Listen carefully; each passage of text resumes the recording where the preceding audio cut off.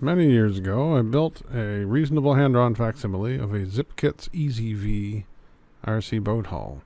This summer, I decided I would put some gear in it and see if I could make it work. So, in with the old salvage weed whacker 35cc Husqvarna.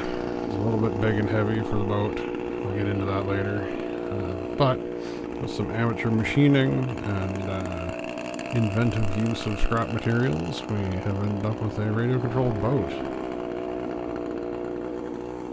You can see here on its maiden voyage, just feeling it out, a little bit of throttle.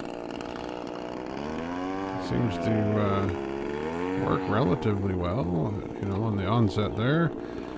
And then it died mid-lake for no apparent reason.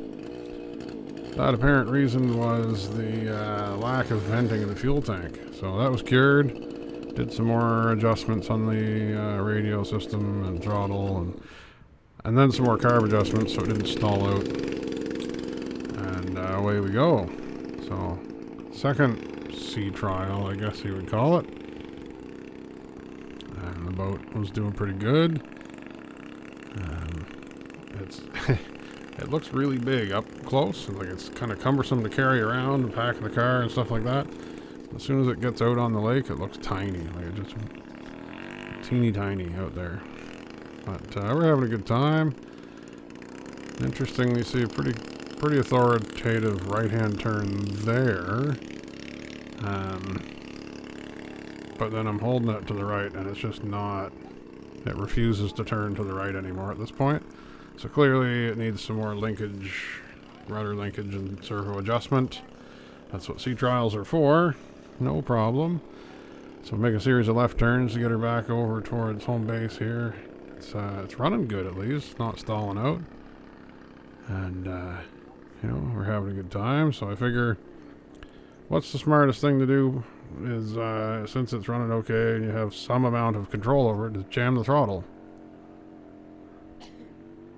Which immediately torque rolled it upside down. And turtled it in the water. So we sent Daniel out to get it on the paddleboard. And then the next day after, I spit all the water out of the exhaust by running the motor again. It seemed pretty happy. Another set of adjustments, of course. And at this point, I've dialed the maximum throw of the throttle servo way back. Probably a maximum achievable throttle would be about 1/3, maybe 1/2. And even then I was really timid to juice the throttle up just because, one stab of throttle flipped it over yesterday. So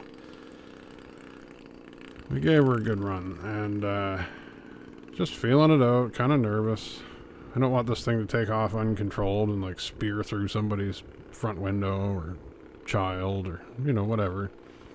So we're just kind of going easy on it for the most part till I get a feel for how it's running.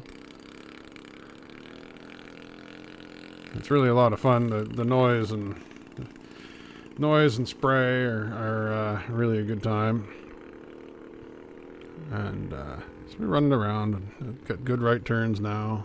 Adjusted the throttle, the rudder linkage and the servo stuff for that. I mean, this is what you deal with when it's all homemade, right? The rudder is made out of a chunk of aluminum window frame extrusion. And the pivot point is actually an old door hinge. So, it's literally what I could lay my hands on around the shop. Just inventing on what was in the scrap heap. So, she runs good. Super impressed. It's a very reliable little motor now. After I fixed the destroyed piston ring issue, it had a chunk of metal go through the motor and score that all up and crimp the ring in place so it didn't make compression for a while. But, bygones. It's fine now. And we take it around here for a little rip, and then I'll show you at the end of the video. It actually makes a controlled and running trip all the way back to the wharf, which I consider quite a victory. And the boat shuts off at the very end, but not because it died. That's because I threw the throttle to reverse and I haven't trimmed that reverse. I haven't decided to trim the reverse out of it yet. Reverse kind of stalls it out, like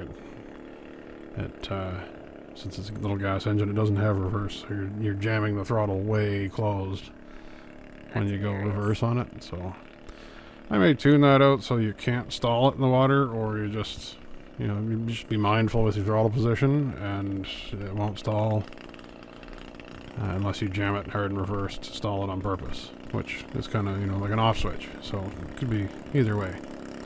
But here she is, home again. I've named it temporarily the Whackercraft because of the weed whacker engine, and more development to come. Where's my